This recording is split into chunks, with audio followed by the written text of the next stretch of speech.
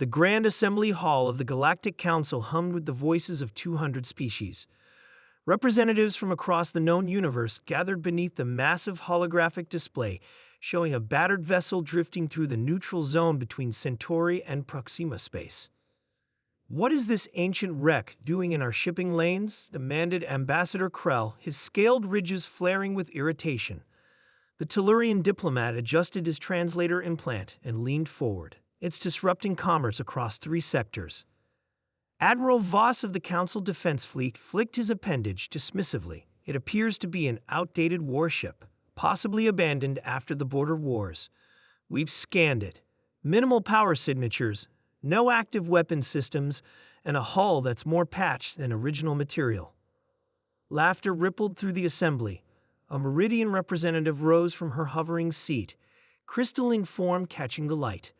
"I propose we simply destroy it. It's clearly space junk, a relic from a forgotten time.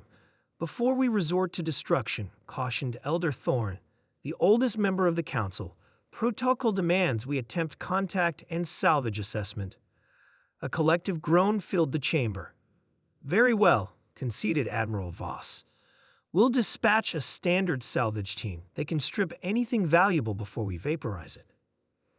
Captain Rilo of the Council's salvage vessel Reclaimer approached the derelict with practiced caution. Despite the Council's dismissal, something about the old warship unsettled him. "Preliminary scans complete, Captain," reported his first officer. "Ship designation appears to be Thunderchild. Origin unknown." "Thunderchild," Rilo frowned. "Run it through the Arcas." "No match in any known fleet registry," came the reply after a moment. "But there's something odd. The power readings are inconsistent. Sometimes it appears dead, then brief energy spikes occur in unpredictable patterns." Rilo nodded slowly. "Boarding teams ready. Let's see what we're dealing with." The salvage team moved through dim corridors lit only by emergency lighting. Their atmospheric readings showed breathable air, unusual for a supposedly abandoned vessel. "These markings," said Lieutenant Mira, touching a symbol on the wall. "I'd never seen this language." "Engineering ahead," noted the team leader. "Power source should be." The door to engineering slid open before they reached it. The team froze, weapons raised. Inside, a single figure sat before a console, back to the door. The figure turned unhurriedly, revealing a face with 2 eyes, a mouth, and oddly rounded ears. It spoke, and their translators struggled before producing. "Took you long enough. I was beginning to think I'd have to crash into your station to get your attention." The emergency session of the Galactic Council erupted into chaos when Captain Rilo's report arrived. "Human," Ambassador Krell hissed. "Impossible. They were confined to their solar system by treaty after the machine wars. Their technology was primitive." Admiral Voss's skin had paled considerably. "The report is verified. The vessel Thunderchild is indeed of human origin, though it appears heavily modified and significantly more advanced than our intelligence suggested possible." Elder Thorn leaned forward. "What does this human want?" "To negotiate," answered Voss, "as a representative of what they call the Terran Confluence, a union of human worlds and colonies that apparently spans the unexplored regions beyond the Perseus Void." Stunned silence fell across the chamber. "How many worlds?" someone finally asked. 47, replied Voss, "with technology that our preliminary assessment suggests may exceed our own in several critical areas." "Impossible," shouted Krell. "Humans were primitives. Their world was ravaged by climate disaster. Their technology was centuries behind ours.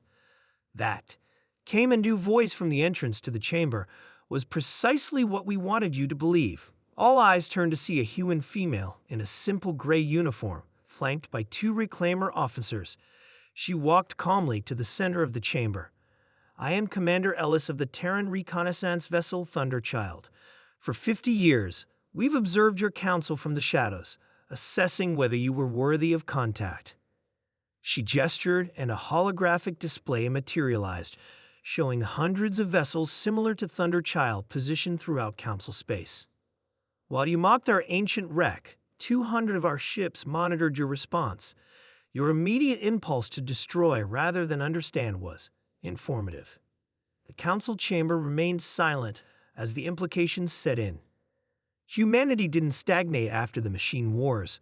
Commander Ellis continued. We evolved, we expanded, and we learned that sometimes appearing weak is the greatest strength of all. She smiled thinly. The Treaty of Soul that supposedly confined us. We drafted it, knowing your arrogance would prevent you from checking on us again. What do you want? Elder Thorn asked quietly. What every species wants, Ellis replied. Recognition, respect, and a seat at this council. The galaxy is about to face threats you cannot imagine alone. We've encountered them beyond the Perseus void. They're coming, and neither humans nor the council can stand against them separately. She placed a small device on the floor that projected the image of a massive, incomprehensible shape moving between stars. Mock us if you wish, underestimate us if you must.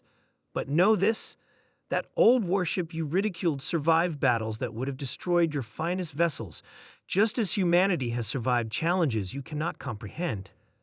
The council chambers remained silent as Commander Ellis finished. The choice is yours. Alliance with the Terran Confluence, or face what comes alone. We await your decision. And for the first time in 700 years, the Galactic Council found itself completely, utterly speechless.